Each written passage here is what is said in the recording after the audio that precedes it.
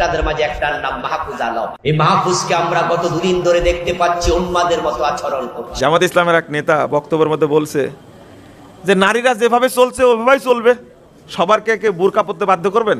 কিন্তু জামাত ইসলামের লোকজনগুলো কিন্তু আবুল আলম মওদুদীকে ইমাম হিসেবেও মানে না, কিংবা তার মাসালা যে তারা হচ্ছে ফিরকা হালেকা।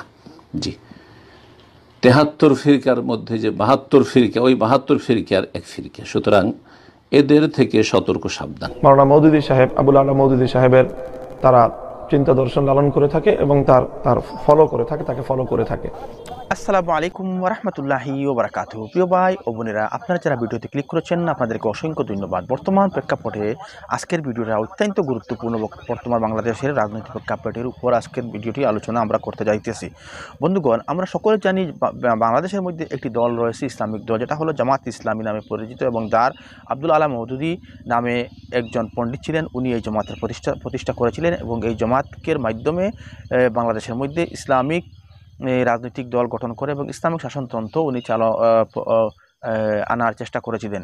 সেই জামাতে ইসলামী করা যাবে কিনা এ বিষয়ের উপর আমরা অনেক উলামায়ে কেরামদের মতামত রয়েছে। কেউ বলে থাকেন জামাতে ইসলাম করা জায়েজ, আবার কেউ বলে থাকেন জায়েজ নয়, এবং আরও অনেক বক্তব্য রয়েছে। এ বিষয়ের উপর আমরা বেশ কয়েকজন উলামায়ে কেরামের বক্তব্য রয়েছে। প্রথমে আমরা শুনবো মুজাফফর বিন মুহসিন সাহেবের বক্তব্য, তারপর আমরা শুনবো মতিউর রহমান মাদানী সাহেবের বক্তব্য, তারপর মাহমুদুল হক সাহেবের বক্তব্য, তারপরে শুনবো আমরা ডক্টর এনায়েতুল্লাহ আব্বাস সাহেবের বক্তব্য, এবং পরিশেষে আমরা শুনবো আবুল কালাম আজাদ সাহেব জামাত ইসলামের উপর যে কেন ইসলামিক রাষ্ট্র প্রতিষ্ঠা করার জন্য প্রয়োজন, এবং ইসলাম এবং রাজনীতির ইসলামের সঙ্গে রাজনীতির কী সম্পর্ক রয়েছে সে বিষয়ে আলোচনা আমরা শুনবো।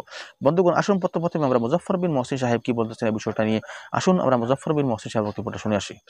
ইসলামী ও ছাত্র শিবির মানুষকে ইসলামের দিকে ডাকে, তাহলে জামাতকে সমর্থন করা যাবে কি?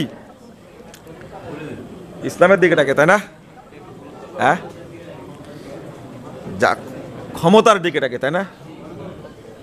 জামাত ইসলামের এক নেতা বক্তব্যের মধ্যে বলছে যে নারীরা যেভাবে চলছে ওইভাবেই চলবে, সবারকে কে বুরকা পরতে বাধ্য করবেন?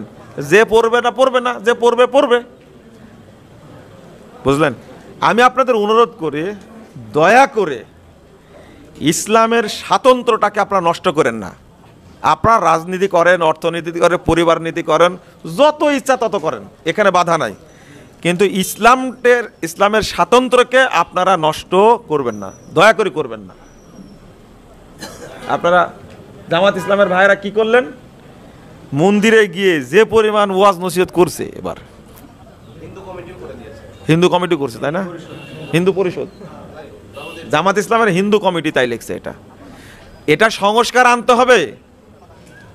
বাংলাদেশের মানুষ খাবে না। আপনি যদি আওয়ামী লীগ বিএনপির মতো করে মাঠে নামেন, খাওয়ান, আপত্তি নাই, তো ইসলামের নামে খাওয়ানোর চেষ্টা করেন না। ইসলামের নামে খাওয়াবেন না, এটা আপনাদের প্রতি অনুরোধ, এটা করবেন না। কারণ প্রচলিত রাজনীতির সাথে ইসলামের কোনো সম্পর্ক নাই। এখান থেকে বেরিয়ে আসতে হবে, এখান থেকে বেরিয়ে আসেন। আমি মনে করি মর্যাদাটা আগেই ভালো ছিল, তখন একাকী ছিলেন, রাজনীতি করেছেন, আসনমনা বেশি পেত জামাত ইসলাম, তাই না? তখন তো ছোট ছিলাম আমরা। কিন্তু যখনই তাদের নীতি বদল হওয়া শুরু হয়েছে, তখনই অধঃপতনটা কি শুরু হয়েছে। এই ছিল মুজাফফর বিন মুহসিন সাহেব বলতেছেন, উনার স্পষ্ট বক্তব্য, বর্তমান রাজনীতির সঙ্গে ইসলামের কোনো সম্পর্ক নাই। বর্তমান ইসলাম একদিকে আর রাজনীতি একদিকে, গতিকে ইসলামিক রাজনীতিকে আপনারা এখানে এক জায়গায় করার চেষ্টা করবেন না। আপনারা বিএনপি আওয়ামী লীগের মতো রাজনীতি করতে চান, করার কোনো অসুবিধা নাই, কিন্তু ইসলামকে আপনারা সংমিশ্রণ করবেন না। বন্ধুগণ, আসুন আমরা এবার শোনার চেষ্টা করব ডক্টর মতিউর রহমান মাদানী সাহেবের বিষয়টা নিয়ে কি বলতেছেন। আসুন ওনার বক্তব্য আমরা একটু ধৈর্য সহকারে শুনে আসি। জামাত ইসলামের আকীদা এবং মানহাজ হচ্ছে বিভ্রান্তিকর, জি, দলাল, ভালো করে শুনে রাখেন। এবং বড় বড় উলামায়ে কেরামগণ বর্তমান যুগে এবং এর পূর্বে হাসানুল বান্নার যুগ থেকে শুরু করে ইখওয়ানি এবং জামাতিদের সম্পর্কে বলেছেন যে তারা হচ্ছে ফিরকা হালেকা। জি, ৭৩ ফিরকার মধ্যে যে ৭২ ফিরকা, ওই ৭২ ফিরকার এক ফিরকা, সুতরাং এদের থেকে সতর্ক সাবধান। এদের চাকচিক্যময় কথায় ধোকা খাবেন না। এদের যে কার্যক্রম, এই কার্যক্রমে এই খাওয়ারেজ, জঙ্গি এবং যে সন্ত্রাসী খারেজি পয়দা করেছে, নব্য খারেজিরা পয়দা হয়েছে জামাতি ইখওয়ানিদের কারণে। এরা জেহাদ জেহাদ করে, কিন্তু এদের জেহাদ হচ্ছে গণতন্ত্রের কুফরির জিহাদ। জি হ্যাঁ, এবং এরা এই সৌদি আরবে দেখেছি গরিব ক্লিনার যাদের 300-350 টাকা বেতন, তাদের কাছেও মাসিক 10 টাকা করে 10 রিয়াল করে আনত নিয়ে থাকে। মানুষের আবেগ নিয়ে খেলা করে, ধর্ম ব্যবসা। সুতরাং এই বিদাতি জামাত, এই গুমরাহ জামাতের সাথে কোনো রকমের সহযোগিতা করবেন না। জি, আল্লাহ রব্বুল আলামিন যেন হেদায়েতের উপর রাখেন এবং অন্তর থেকে হেদায়েতের জন্য দোয়া করবেন, তো অবশ্যই হেদায়েত পাবেন। আর যদি একদিকে চলে যান, হ্যাঁ, অন্ধ হয়ে, তাহলে যেদিকে নোয়াল্লিহ মা তাওয়াল্লা, আল্লাহ বলছেন যেদিকে যাবে সেদিকে। এতক্ষণ আমরা শুনলাম মতিউর রহমান মাদানী সাহেব, উনি বলতেছেন যে অনেক উলামায়ে কেরামের রেফারেন্স দিয়ে বলতেছে যে ওই জামাতে ইসলামীর যে যেরকম এই দলের মানুষ বা জামাতে ইসলামী অনুসরণকারী অনেক মানুষ রয়েছে, তারা 72 ফিরকার মধ্যে একটি ফিরকা। গতিকে ওদের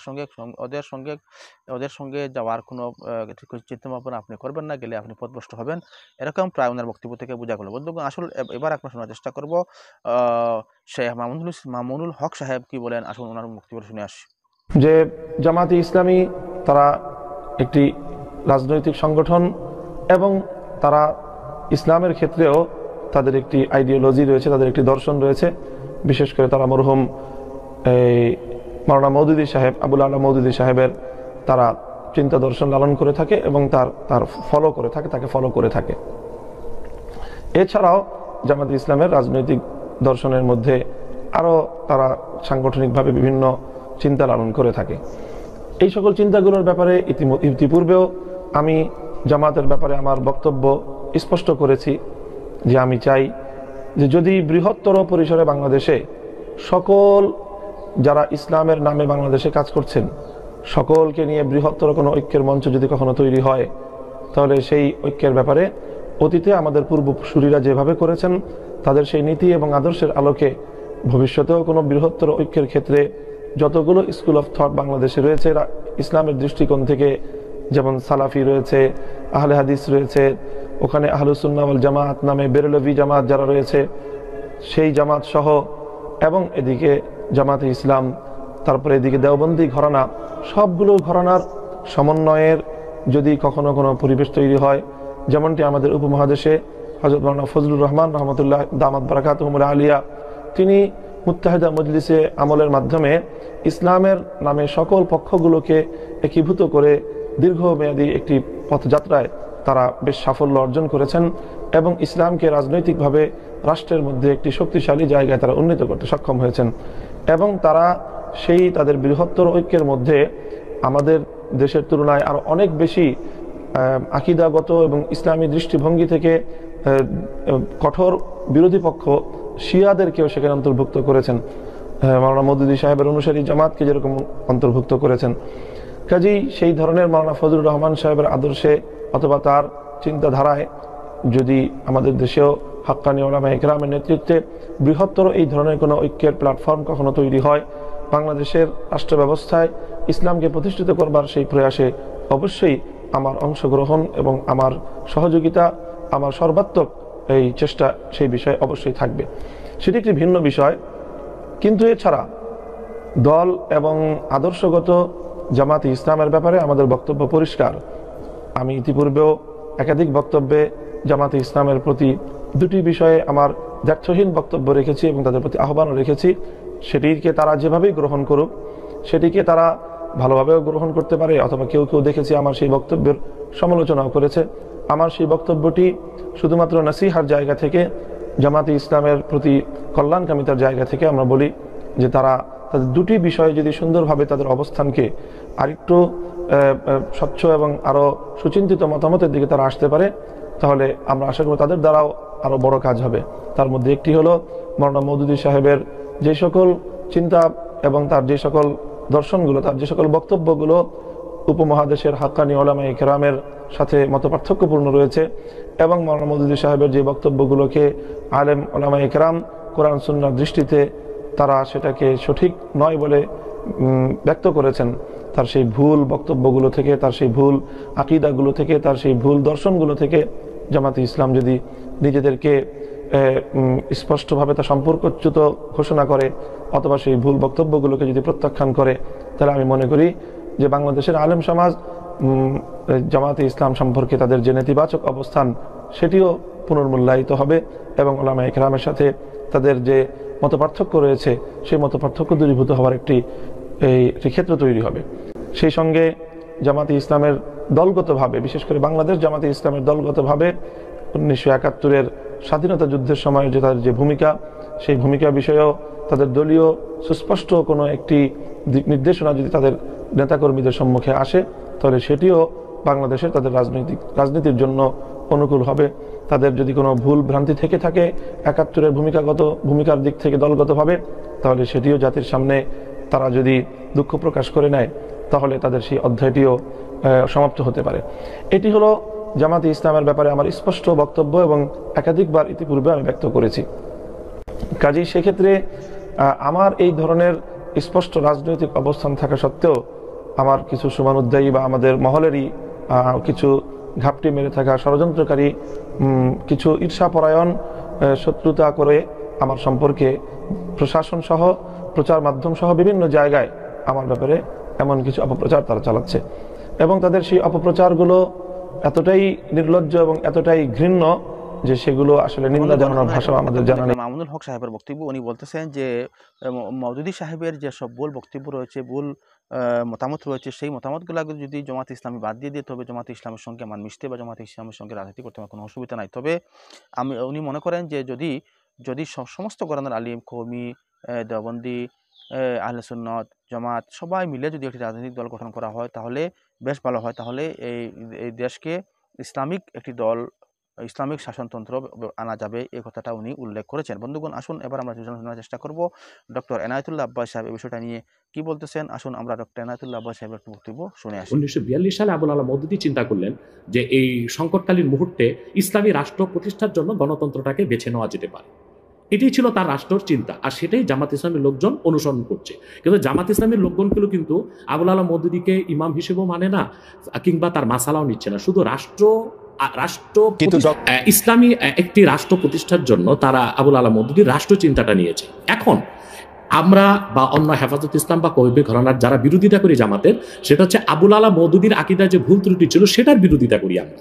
কিন্তু একটা কথা মনে রাখবেন, ইসলামের মৌলিক বিশ্বাসের ক্ষেত্রে জনপুর, ফুরফুরা, দেওবন্দ, কওমি, চরমনাই, জামাত, মসজিদ সবাই কিন্তু এক। আমি বলি, যারা বাংলাদেশে রাজনীতি করছে ইসলামী রাজনীতির ব্যানারে, তা তো ডেমোক্রেসি করছে, অথবা আমি তাদের সাথে যুক্ত হওয়ার প্রশ্নে আসে না। তবে তারা যেন সুবিধাজনকভাবে সংসদে যেতে পারে, বিরাট সংখ্যক একটি প্রতিনিধি দল নেই, সেটা আমি চাই। এটা শরীয়তের একটা বিধান আছে, আর জারুরাতু তাতাকাদ্দারু বিকাদরি জারুরা। ডেমোক্রেসিকে আমি পছন্দ করি না, কিন্তু বিশেষ মুহূর্তে বড় বিপদকে ঠেকাতে মাঝে মধ্যে হারাম জিনিসটাকে কিছু সময়ের জন্য হারাম জেনে কিছু সময়ের জন্য শিথিলতায় যাওয়া যায়। সেজন্য আমি মনে প্রাণে চাই, আমি খেলাফায় বিশ্বাসী হলেও এদেশে যারা ইসলামী রাজনীতির ব্যানারে আন্দোলন করছে সর্বোচ্চ সংখ্যক আসন নিয়ে তারা সংসদে যাক। কিন্তু জামাত ইসলামীর যিনি প্রতিষ্ঠাতা ছিলেন আবুল আলা মওদুদী, তিনি মুহাদ্দিসও ছিলেন না, মুফাসসিরও ছিলেন না, তবে তিনি ছিলেন দার্শনিক এবং রাষ্ট্রচিন্তক। তো জামাত ইসলামী যারা করছেন তারা তো আসলে আবুল আলা মওদুদীর কোনো মাসালা বা ফেকা মানতেছে না। এবং জামাত ইসলামী তো অসংখ্য লোক আমি দেখেছি দক্ষিণ চট্টগ্রামে, তারা আমাদের মতো কট্টর সুন্নি, অর্থাৎ তারা মিলাদ কিয়াম করতেছে, তারা পিরি মুরিদি মানতেছে, কিন্তু রাজনৈতিকভাবে তারা জামাত ইসলামী করতেছে। তার মানে হচ্ছে 1922 সালে GNA গ্র্যান্ড ন্যাশনাল অ্যাসেম্বলির মাধ্যমে কামাল পাশা আতাতুর্ক তুরস্কের মধ্যে ইসলামী শাসন ব্যবস্থার জন্য আর না হয় সেই ব্যবস্থা করেছিল। তারপরে প্যান ইসলামিজম নিয়ে আসলো জামালউদ্দিন আফগানি। পরবর্তীতে 1942 সালে আবুল আলা মওদুদী চিন্তা করলেন যে এই সংকটকালীন মুহূর্তে ইসলামী রাষ্ট্র প্রতিষ্ঠার জন্য গণতন্ত্রটাকে বেছে নেওয়া যেতে পারে। এটাই ছিল তার রাষ্ট্রের চিন্তা, আর সেটাই জামাত ইসলামের লোকজন অনুসরণ করছে। কিন্তু জামাত ইসলামের লোকজনগুলো কিন্তু আবুল আলা মওদুদীকে ইমাম হিসেবেও মানে না, কিংবা তার মাসালাও নিচ্ছে না। শুধু রাষ্ট্র দ্বন্দ্ব বলতেছেন, সেই দ্বন্দ্ব আমরা অনেক সময় অনেক প্রকট দেখি। কেউ কেউ বলেন যে একজন আরেকজনকে বলেন যে তারা আসলে নাস্তিকদের থেকেও খারাপ, আরেকজন আরেকজনকে বলেন তারা বিধর্মী থেকেও খারাপ, একজন আলেম আরেকজন আলেমকে বলেন, সেগুলি আমরা শুনি। এবং রাজনৈতিক কারণে বলেন, অনেক সময় সেটি মানে কোনো বিষয়ের ব্যাখ্যা দিতে গিয়া না, রাজনৈতিক অবস্থানের কারণে বলেন। আমরা দেখেছি যে বাংলাদেশের ইসলামিক রাজনৈতিক দল, আমি এই মুহূর্তে নাম বলছি না, কিন্তু তারা জনসভায় ভাষণে বলেছেন যে তাদের আসলে জামায়াতে ইসলামীকে ঠেকানোই তাদের রাজনৈতিক আদর্শ। এটা তো হিংসা, প্রতিহিংসা। তো সেইটা তো আমি বলি একটা আপনাকে উদাহরণ দিচ্ছি। যেমন জামাত ইসলামীর যারা বিরোধিতা চরম পড়ে, আমি তো জামাত ইসলামের সমালোচনা করি গঠনমূলক, যেটা তাদের সংশোধন করা দরকার সেটা করতে হবে। কিন্তু আমি কি কখনো বলতে পারি যে জামাতের লোকজন নাস্তিকদের চেয়েও খারাপ? এটা কি বলা যায়? আপনি বলুন। এই লোকটা বলেছেন তার নামটা আমিও নিব না, কিন্তু বাংলাদেশে এমন অনেক ইসলামী রাজনীতির ব্যানারে রাজনীতি করছেন যারা কিনা মোসাদ বা র কিংবা সিআই এর পেইড এজেন্ট হয়ে বসে আছে। এখন রাজনৈতিক আক্রোশে অনেকে অনেক কথাই বলে, যেমন জামাত ইসলামীর বিরোধিতা করতে যে ফরিদউদ্দিন মাসুদ এবং কিছু আলেম শাহবাগীদের সাথে একাত্মতা ঘোষণা করছে। এটা কেন করছে? তাহলে কি শাহবাগী না, তাহলে কি মতিউর রহমান নেজামী, দেলোয়ার হোসেন সাইদি তাদের চেয়ে ভালো ছিল শাহবাগীরা? যে মতিউর রহমান নেজামী, দেলোয়ার হোসেন সাইদি বা জামাতের যাদের ফাঁসি হয়েছে তাদের ফাঁসি দায় কার্যকর করতে ফরিদউদ্দিন মাসুদ শাপলা চত্বরে চলে গেছে, শাপলা চত্বর না শাহবাগ চত্বরে চলে গেছে, রাজনৈতিক ব্লগারদের সাথে একাত্মতা ঘোষণা করছে। তো বুঝাই যাচ্ছে এটা একটা রাজনৈতিক আক্রোশ ছিল, রয়ের পারপাস সার্ভ করার জন্য এই কাজটা করেছিল কিছু আলেম। অথবা ওই ধরনের কোনো আলেম কি বললো, তার মুরিদ কত, তার জনসংখ্যা কত, সেটা কোনো দেখার বিষয় না, সেটা বুঝাই যাচ্ছে। কিন্তু আমাদেরকে তো ইনসাফে থাকতে হবে। আমরা আবুল আলা মওদুদীর বা জামাত ইসলামীর সমালোচনা গঠনমূলকভাবে করে আসছি, করতেছি, তাদের মুখে শুনেছি। দেলোয়ার হোসেন সাইদি সাহেব একজন বাংলাদেশে জাদরেল একজন স্কলার ছিলেন এবং আপনি জানেন তার জনপ্রিয়তা এখনো কিন্তু একেবারে আকাশচুম্বী, আলহামদুলিল্লাহ। সেটা বলি, সাইদি সাহেব ব্যক্তিগত জীবনে আবুল আলা মওদুদীর কোনো মাসালা মেনেছিলেন? তিনি তো হানাফি মাযহাবের মতে নামাজ পড়তেন, লম্বা দাড়ি রাখতেন এবং তিনি পীর ঘরানা থেকে এসেছেন। মওদুদীর আদর্শটা জামাত সরাসরি অস্বীকার করা না পর্যন্ত আমি মওদুদী সাহেবের জায়গায় রাখতে চাই, কিন্তু মওদুদী সাহেবের আদর্শটা তারা সরাসরিভাবে ধারণ করার কথা বলে যে একটা ইসলামিক রাজনৈতিক প্ল্যাটফর্ম তৈরি করেছে, আপনি কি সেটাতে যাইতেন? সেইটা আপনি আমল করেন আর না করেন? তাহলে দুইটা কারণে যেতাম। তো জনাব সাইদি যে গিয়েছিলেন সেটাকে আপনি সঠিক মনে করেন? না, সাইদি সাহেব কেন গিয়েছিলেন সেটা তার, আপনি বলতেছিলেন যে তিনি আমলটা করেন নাই, কিন্তু আদর্শের এই ঘরানায় কি আপনি আসতেন?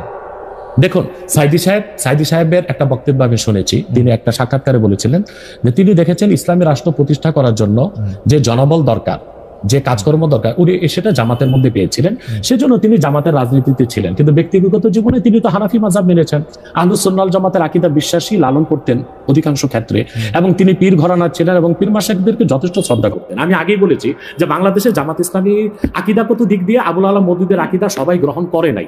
দক্ষিণ চট্টগ্রামে যারা জামাতের নেতা আমির, তারা আমাদের সাথে দক্ষিণ চট্টগ্রামে, আবার উত্তরবঙ্গে যারা জামাতের নেতা তারা লামাযহাবী, তারা মাযহাবী মানেন না। সেজন্য আমি বলেছি আবুল আলা মওদুদী তিনি কোনো ইমাম ছিলেন না, তিনি ছিলেন রাষ্ট্রচিন্তক, দার্শনিক।